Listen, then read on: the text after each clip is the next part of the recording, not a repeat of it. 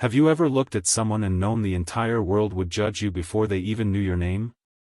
The first time I kissed the man I loved, strangers applauded. Not because they were happy for us. Because they thought it was some kind of joke. One woman laughed so hard she nearly spilled her coffee. Another whispered loudly enough for us to hear, "That has to be his father." A teenager pulled out his phone and started recording. Within 24 hours, our faces were everywhere online. Thousands of strangers believed they knew our story. They called him my sugar daddy. They called me a gold digger. My name is Ethan Brooks. I'm 29 years old. The man I fell in love with is 67. There are 38 years between us. According to complete strangers, that number is all they need to know. According to my father, it was proof I'd thrown my future away. According to Daniel, it was simply the amount of time life had stolen from us before we finally met. And if I could go back to the moment we first looked at each other across a crowded bookstore in Seattle. Knowing every cruel headline. Every broken relationship. Every family fight. Every tear. Every terrifying night in the hospital. I would still walk toward him. Every single time 6 months before our lives exploded across social media. I was the kind of guy who believed love had a schedule. Graduate from college. Build a career. Buy an apartment. Find someone around my age. Get married before 35. Everything neat. Everything predictable. At 29, I was doing pretty well. I lived in Seattle, worked as a graphic designer for a growing marketing agency, and spent my weekends pretending I enjoyed hiking more than I actually did. My friends loved crowded rooftop bars, loud music, and dating apps that turned relationships into endless swiping. I told myself I was happy. The truth? I was lonely in ways I didn't know how to explain. I'd been on plenty of dates. Too many, actually. Some lasted one dinner. Some lasted a few weeks. Every one of them ended the same way. We're just looking for different things. Eventually, I stopped believing the problem was them. Maybe I simply wasn't meant to find that kind of connection. One rainy Saturday afternoon, my apartment felt unusually quiet. The television was playing in the background, but I wasn't watching it. My phone buzzed every few minutes with messages from friends inviting me downtown, but I ignored every single one. Instead, I grabbed my jacket, my headphones, and decided to disappear into my favorite place in the city. Eliot's Books. It wasn't famous. It wasn't trendy. It smelled like old paper, fresh coffee, and cedar wood, the kind of place where people whispered without anyone asking them to. Whenever life felt overwhelming, I came here. Books never expected anything from me. I wandered slowly through the history aisle before drifting toward architecture, a section I had never paid much attention to before. One book caught my eye. Designing Cities That Remember People. As I reached for it, another hand touched the spine at exactly the same moment. Oh. I pulled my hand back immediately. Sorry. The man beside me smiled. No, he said warmly. Looks like the book couldn't decide between us. I laughed. So, should we arm wrestle for it? His laugh was low, genuine, and completely unexpected. I'd probably lose. I finally looked at him. Silver hair. Kind blue eyes. A navy pea coat that somehow made him look effortlessly elegant. He carried himself with the quiet confidence of someone who had stopped trying to impress the world years ago. If I had to guess, I would have said he was somewhere in his 60s. He noticed me studying him and raised an amused eyebrow. I promise I don't bite. I wasn't worried about that. No? I was just wondering if you're secretly the author. He chuckled. I wish. I just spent most of my life designing buildings instead of writing about them. You're an architect? I was. The way he said was carried a softness that made me think retirement hadn't been his choice. I'm Ethan, I said, offering my hand. He shook it. His grip was warm. Daniel. For reasons I couldn't explain, neither of us reached for the book again. Instead, we stood there talking. 5 minutes became 15. 15 became almost an hour. We talked about cities we'd visited. Movies we loved. Why bookstores always felt safer than shopping malls. Why rainy days somehow made coffee taste better. There were no awkward silences. No pressure. No flirting. Just conversation. Real conversation. When an announcement over the speakers reminded customers the store would close in 20 minutes, I blinked in surprise. I didn't realize we'd been talking that long. Daniel smiled. My fault. I don't think it was. Outside, the rain had finally stopped. The sidewalks glistened beneath the Seattle evening sky, reflecting strings of warm cafe lights across the street. Daniel looked toward the little coffee shop on the corner. I know this is going to sound strange. He hesitated just long enough to make me curious. But would you let a retired architect buy you a cup of coffee? For half a second, every warning I'd ever heard echoed inside my head. He's much older. People will stare. What would your friends think? Then another voice spoke even louder. When was the last time someone made you forget to check your phone for an entire hour? I smiled before I could overthink it. I'd like that. Neither of us knew it then. That ordinary cup of coffee would become the first page of the most extraordinary chapter either of us had ever lived. That first cup of coffee was supposed to last 30 minutes. We didn't leave the cafe until it was almost closing time. The barista stacked chairs around us while Daniel and I were still talking like two people who had accidentally forgotten the rest of the world existed. When we finally stepped outside, the streets shimmered beneath the Seattle lights. The air smelled like rain, and a cool breeze drifted in from the waterfront. Daniel slipped his hands into the pockets of his coat. I haven't talked this much with anyone in years. I smiled. Really? Most conversations become competitions. About what? Who has more money? A bigger house. Better vacations. He shrugged. Tonight just felt peaceful. I understood exactly what he meant. I've been on dates where people spent more time checking notifications than looking at me. He laughed. Maybe the world forgot how to listen. For a moment, neither of us spoke. The silence wasn't uncomfortable. It was the kind of silence that only happens when two people already feel strangely safe around each other. Daniel looked at me. So? Would it be too optimistic if I asked whether you'd like to do this again?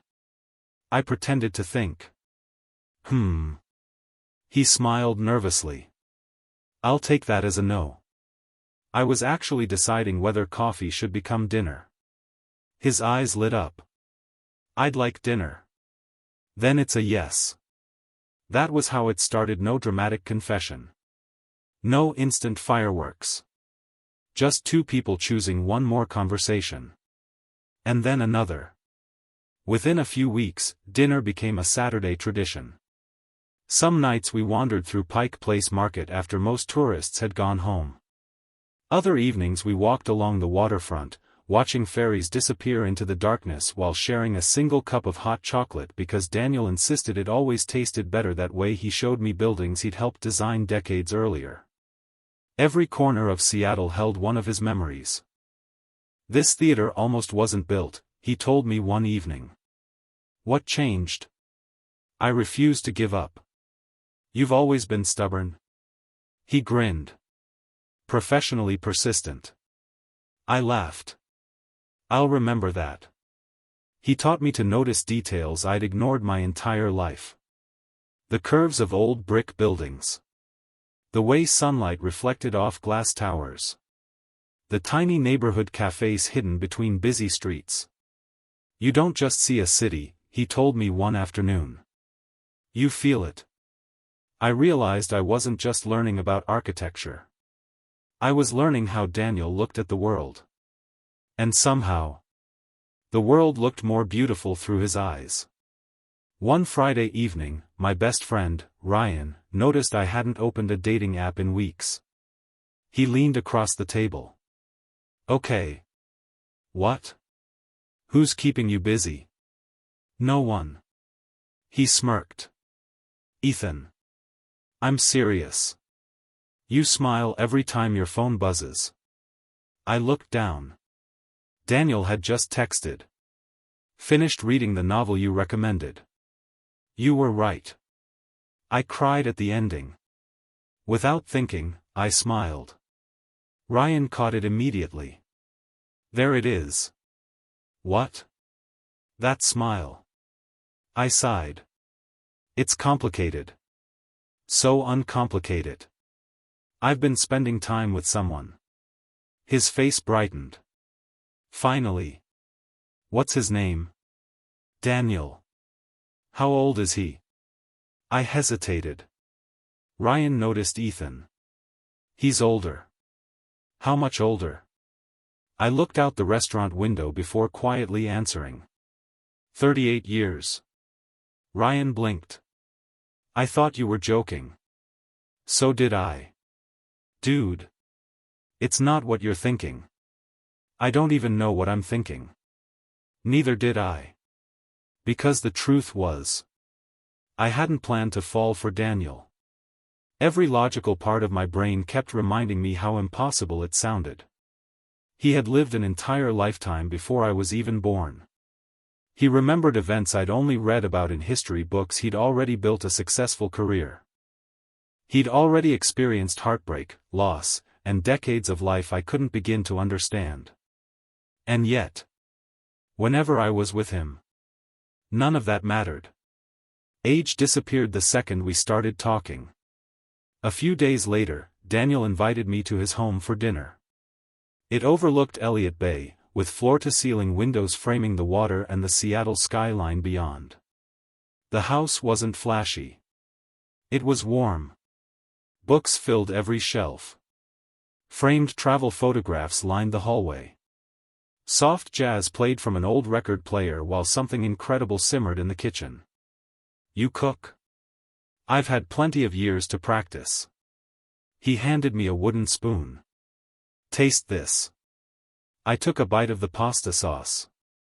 My eyes widened. Daniel. What? This is unfair. He laughed. Good. I suddenly understand why people fall in love with chefs.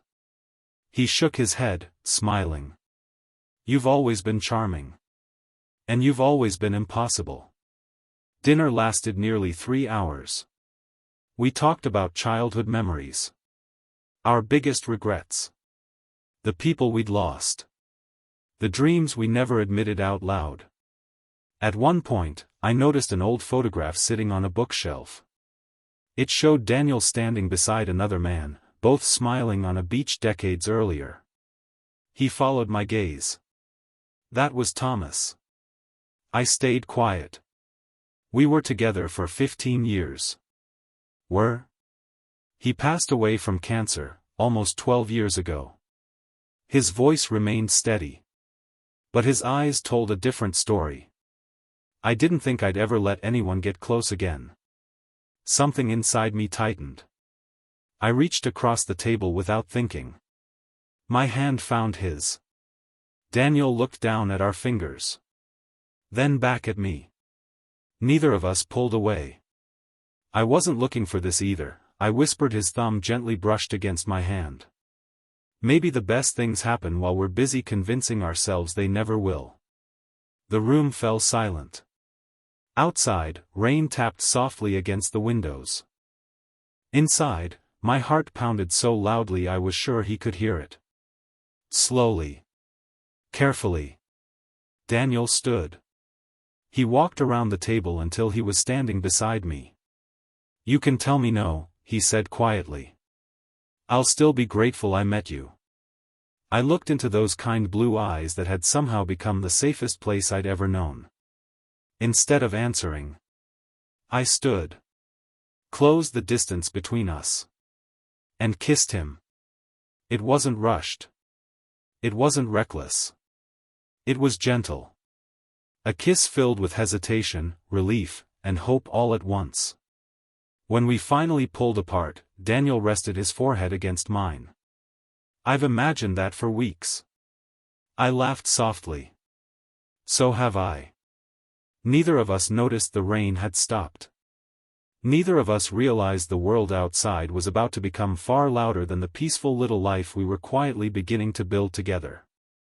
Because sometimes, the happiest chapters begin just before everything falls apart. For a little while, it felt like we had discovered a secret the rest of the world had forgotten. Happiness didn't have to be loud. Sometimes it was Sunday morning spent making pancakes together. Sometimes it was getting lost in a bookstore for 2 hours. Sometimes it was falling asleep on opposite ends of the same couch while an old movie played in the background. Daniel had this habit of leaving handwritten notes in places he knew I'd find them. Inside my jacket pocket. Between the pages of the books I borrowed from him. Even tucked inside the lunch bag he packed for me one morning. Don't work too hard. The city looks brighter when you smile. D. I kept every single one. One evening, while we were watching the sunset from Kerry Park, Daniel looked unusually quiet. What are you thinking? I asked. He took a slow breath. I'm thinking this feels too good. I frowned. That's a bad thing? No. He smiled sadly. It's just that life has taught me whenever I'm happiest, something usually comes along to test it. I reached for his hand. Maybe this time it'll be different. He squeezed my fingers gently. I hope you're right. For a while.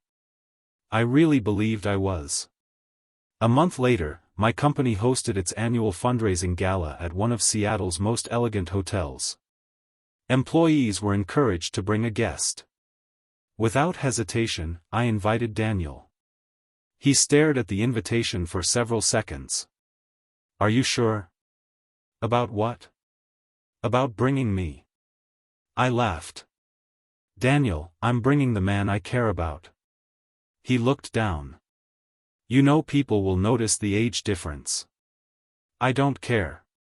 He studied my face, searching for doubt. Instead, he found certainty. That evening, Daniel looked breathtaking in a charcoal gray suit. His silver hair was neatly combed back, and the navy tie I had secretly bought him for his birthday matched my own. When he opened his front door, I couldn't stop smiling. What? You look incredibly handsome. He laughed softly. I was going to say the same thing about you. For a few wonderful hours. Everything felt normal. We laughed with my coworkers. Shared dinner. Danced to an old jazz song that Daniel somehow knew every lyric to. People smiled at us. Some even complimented us. I started thinking maybe I'd been worried for nothing. Then it happened. As we walked toward the dessert table, I heard someone behind us say, "Sir?" We turned around. A young waiter smiled politely at Daniel. Your son left his phone at the table. Time froze. Daniel's smile disappeared. The waiter noticed my expression. His eyes widened. Oh. I'm so sorry. He walked away before either of us could answer. I looked at Daniel. I'm sorry. You didn't do anything. But, Ethan. He forced a smile. It's not the first time. I wanted to believe that was the end of it. It wasn't. A few minutes later, while we stood outside the ballroom talking, someone across the lobby quietly lifted a phone. Someone had uploaded a 30-second video from the gala. The caption read, "Young designer brings his millionaire sugar daddy to the company event." The video spread faster than either of us imagined. Thousands of comments poured in. He's only waiting for the inheritance. That old guy should know better. This has to be fake. Disgusting. Daddy issues. Every refresh brought hundreds more. By lunchtime, nearly everyone at my office had seen it. Some coworkers avoided eye contact. Others suddenly became overly friendly, speaking to me with fake sympathy. Ryan walked into my office and quietly closed the door. "Are you okay?" "I don't know." He handed me my phone. "Stop reading the comments." "I can't." "Yes, you can. I need to know what people are saying." "No. You really don't." Before I could answer, my phone rang. "Dad." I hesitated before picking up. "Hey." His voice was colder than usual. "I saw the video." Silence. "Ethan. Please don't." "How old is he?" "Dad." "Answer me." 67. Another long silence. Then came the sentence I had feared my entire life. "I didn't raise you for this." It felt like all the air had disappeared from my lungs. "You don't even know him." "I don't need to." "You've never met him." "I don't have to meet someone who's taking advantage of my son." I clenched my jaw. "He's not taking advantage of me." "You think this is love?" "I know it is." "No. You've confused gratitude with love." "Dad. When this ends, and it will, you'll realize everyone tried to warn you." The line went dead. I stared at the phone in my hand. For several seconds. I couldn't move. That evening, Daniel opened his front door and immediately knew something was wrong. Without asking a single question. He wrapped his arms around me. I buried my face against his shoulder. "My dad called." Daniel closed his eyes. "I figured he might. He thinks you're using me." A sad smile crossed his face. "People usually assume one of two things." "What?" "That I'm buying your love." He paused. "Or that you're stealing the years I have left." I looked up at him. "They're wrong." "I know. But sometimes being right doesn't stop something from hurting." I held his face in both of my hands. "Listen to me. I've never been more certain about anyone. I don't care what the internet says. I don't care what strangers believe. I choose you." Daniel's eyes filled with tears. He rested his forehead against mine. I've waited decades to hear someone say that. Neither of us noticed the sharp pain that briefly crossed his face as he pressed a hand against the left side of his chest.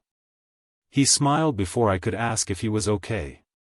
But for the first time since we'd met. Something about that smile looked like it was hiding pain.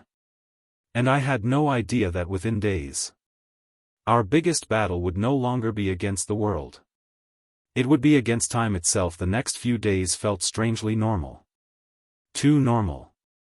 Daniel insisted he was fine. "It's probably indigestion," he said with an easy smile whenever I asked about the pain in his chest. "Daniel. I'm okay." "You don't look okay." He reached across the breakfast table and gently squeezed my hand.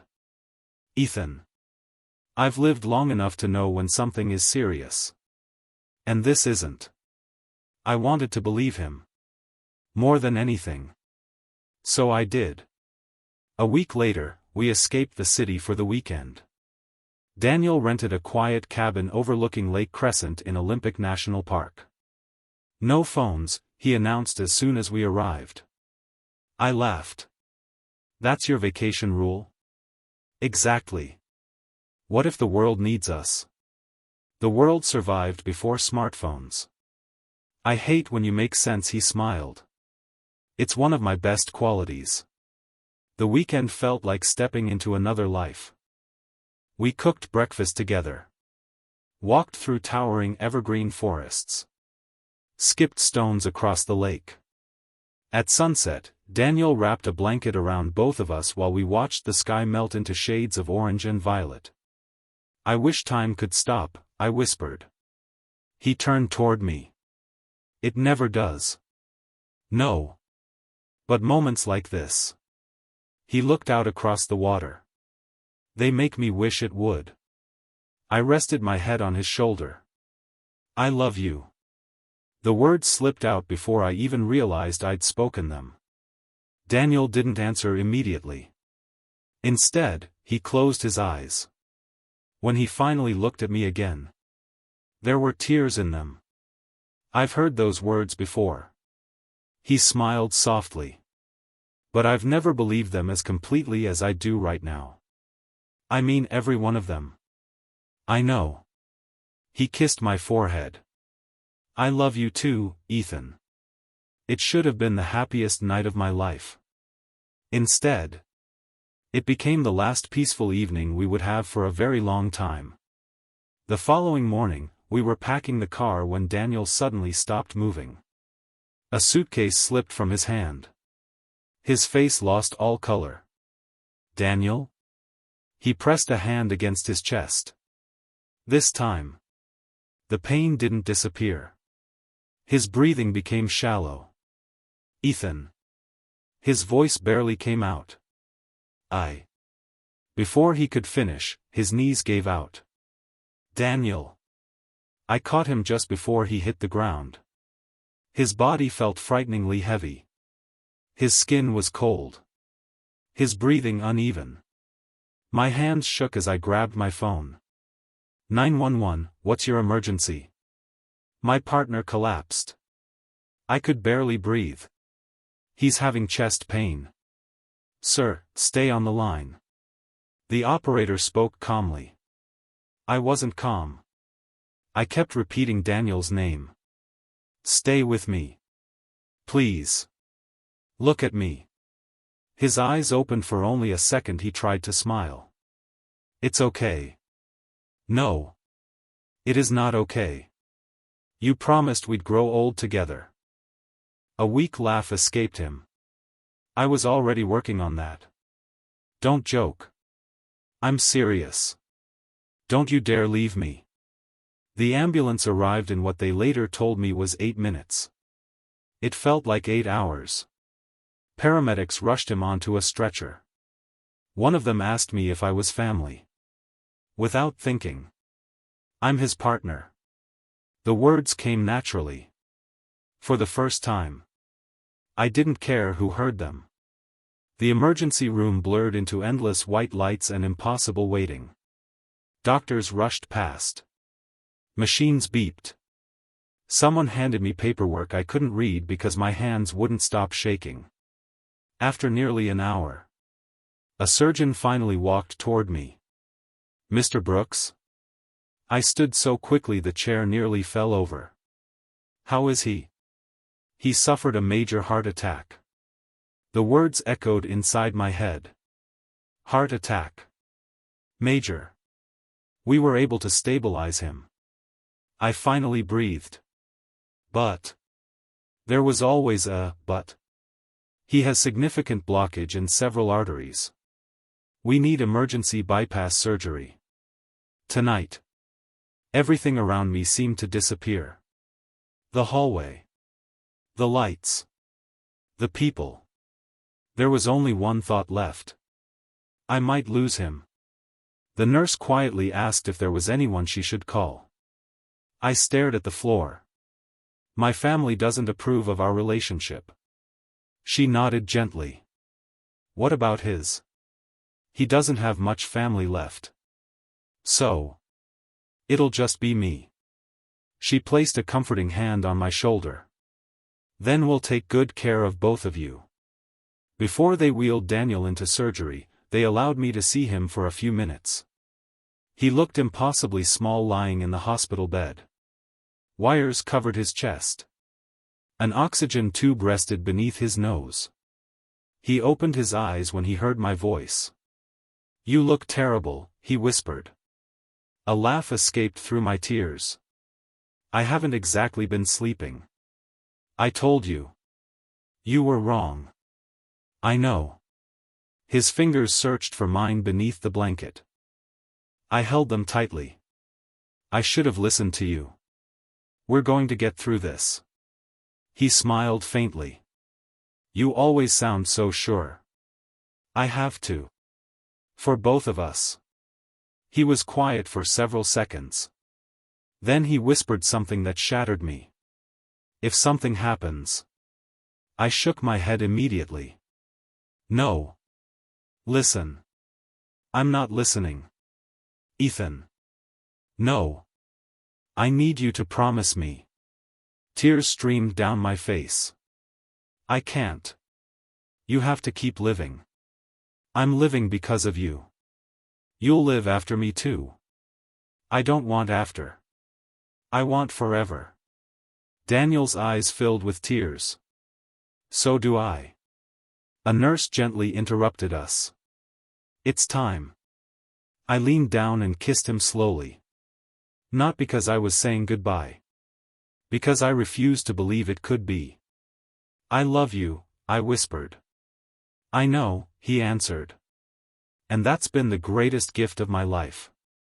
The doors closed behind his hospital bed, leaving me alone in the hallway. Hours passed. Midnight became 2 in the morning. 2 became 4. Every time the operating room doors moved, my heart stopped. Just before sunrise, someone quietly called my name. I looked up. Standing at the end of the hallway was my father. For a second, neither of us spoke.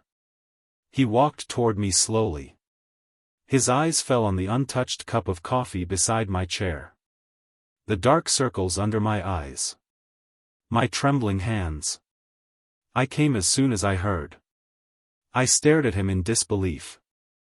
How did you know? Ryan called me. Silence settled between us. Finally, Dad looked toward the operating room. I've never seen you love anyone like this. Fresh tears rolled down my face. I told you. He lowered his head. I know.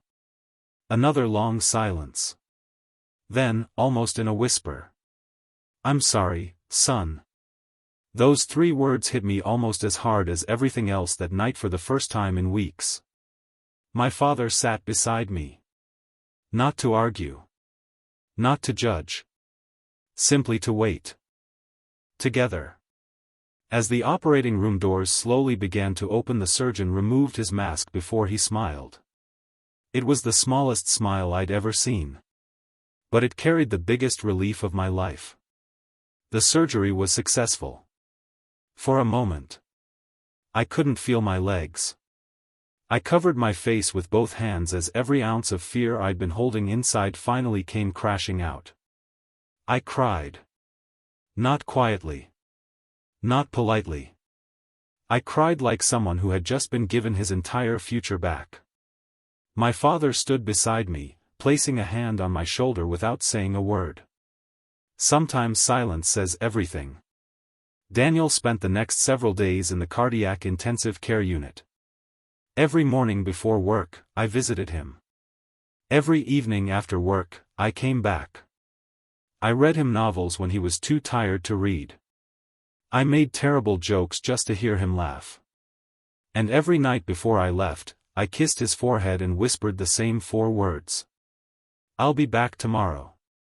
One afternoon, as he slowly regained his strength, he looked out the hospital window. You know. What? I've designed buildings all over this country. I smiled. I know. But I never built a place that felt as much like home as you do. I reached for his hand. You don't have to earn my love. I know. You never did. His eyes glistened. I spent so many years believing my best days were behind me. And now? He smiled. Now I think they were simply waiting for you. A week later, the doctors finally discharged him. The drive home was quiet. Not because we had nothing to say. Because we were grateful we still had time to say it. Life changed after the hospital. We stopped postponing things. We took spontaneous weekend trips. Cooked complicated recipes that usually failed. Watched sunsets without checking the time. Some evenings we danced barefoot in the living room while old jazz records played through the house. Every ordinary moment suddenly felt extraordinary. Then, one Sunday afternoon, there was an unexpected knock at the door. Daniel looked at me. "Were you expecting someone?" I shook my head. When I opened the door, my father was standing there. For a second, no one moved. Dad looked at Daniel. Then quietly extended his hand. "I'm Robert." Daniel smiled gently as he shook it. "Daniel." Dad took a slow breath. "I owe you an apology." Daniel looked surprised. "You don't owe me anything. I judged you before I knew you." He looked down. I thought my son was making the biggest mistake of his life. He glanced at me before continuing. But after seeing him outside that operating room, his voice cracked. "I've never seen anyone fight that hard just to keep another person alive." Daniel's eyes filled with emotion. "I love your son." "I know." Dad smiled for the first time. "And I finally understand that." The conversation lasted nearly 3 hours. They talked about architecture, baseball, old road trips, music, stories from decades neither of them had shared before. As I watched them laughing together in our living room, I realized healing doesn't always happen inside hospitals. Sometimes it happens around a kitchen table. A month later, Ryan invited us to a charity gala overlooking Seattle's waterfront. It was held in the very same hotel where strangers had laughed at us months earlier. I hesitated. "Maybe we shouldn't." Daniel looked at me. "Why?" "You remember what happened last time?" He smiled. "I do." "So why go back?" "Because they don't get to decide where we're welcome." That night, we walked through those same doors hand in hand. People looked. Of course they did. Some whispered. Some smiled. Some simply stared. But something inside me had changed. I no longer felt embarrassed. I felt proud. Halfway through the evening, the event host stepped onto the stage. "We'd like to recognize a couple whose story has inspired many people in our community." I looked around, assuming it was someone else.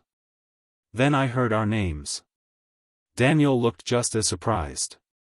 Apparently, one of the nurses from the hospital had shared our story with the event organizers after learning about everything we'd been through. We slowly walked onto the stage. Hundreds of people applauded. Not because they pitied us. Because they saw us for who we really were. The host handed me a microphone. I hadn't prepared a speech. But I looked at Daniel. And the words simply came. "People always ask how we make such a big age difference work." The room became silent. "The truth is," I smiled at him, "love has never once asked us our ages." People did. They questioned us. They judged us. They laughed at us. But love never did. I took Daniel's hand. When he was lying in that hospital bed, I wasn't counting birthdays. I wasn't thinking about the years between us. I was praying for one more morning. One more breakfast. One more walk. One more chance to hear him laugh. Because that's what love really measures. Not years. Moments. I looked into Daniel's eyes. And if I only get 10 more years with him, I'll spend every single day making sure he knows he was loved enough for a lifetime. The room erupted into applause. Daniel's eyes shimmered with tears. He leaned close and whispered, "You always know exactly what to say." I laughed softly. "No. I just finally stopped being afraid." A few months later, on a quiet autumn evening, we returned to the little bookstore where everything had begun. The same shelves. The same smell of coffee and old paper. The same architecture section. Daniel reached for a familiar book. This time before he could touch it. I gently caught his hand. He looked at me with a curious smile. "What are you doing?" Without saying a word, I knelt on one knee. His eyes widened. I pulled a small velvet box from my jacket. The bookstore became completely silent. "Daniel Carter. You once told me life had stolen years from us before we met. I can't give those years back. But I can promise you something even better. I promise to love you with enough joy to make every year ahead feel like a gift. I promise to choose you on the easy days. And especially on the difficult ones. So." My voice trembled. "Will you marry me?" Daniel covered his mouth as tears rolled freely down his cheeks. Around us, complete strangers stopped browsing and quietly watched. Finally, through a tearful laugh, he whispered the only answer I ever wanted to hear. "Yes." The entire bookstore burst into applause. Someone wiped away tears. Someone else cheered. The elderly cashier smiled and said, "I've worked here for 20 years. And that's the most beautiful proposal I've ever seen." Daniel slipped the ring onto his finger before pulling me into a kiss. This time, no cameras mocked us. No cruel comments followed. No one called him my father. No one called me a gold digger. For that one perfect moment, there were only two men who had found each other against impossible odds.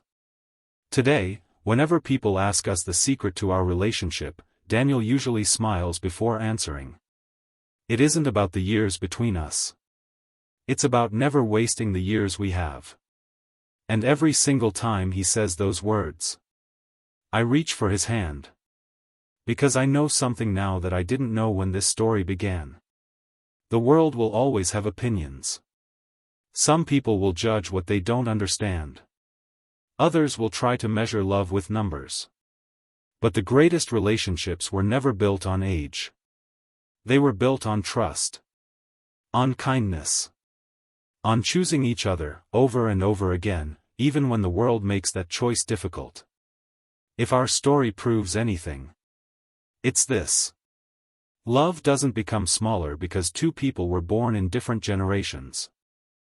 It becomes extraordinary when two hearts recognize each other at exactly the right moment. And if I had the chance to live my life all over again, I'd still reach for the same book. I'd still say yes to that first cup of coffee. And I'd still fall hopelessly, completely, and gratefully in love with the man everyone warned me about. Before you go, I want to ask you something. Do you believe love has an age limit? If Ethan and Daniel's journey touched your heart, let me know in the comments with just one word, love wins. I'd love to hear what part of their story moved you the most.